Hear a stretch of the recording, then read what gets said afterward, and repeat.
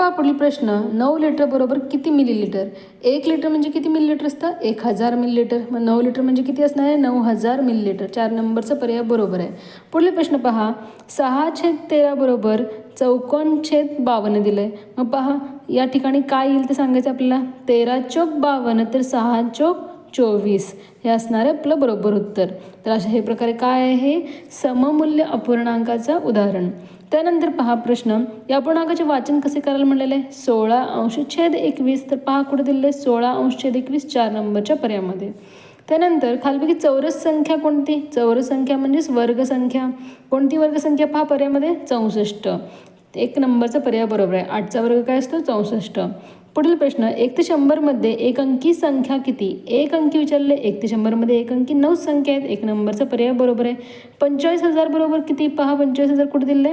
2 नंबरच्या पर्यायामध्ये. यालाच तुम्हाला गोल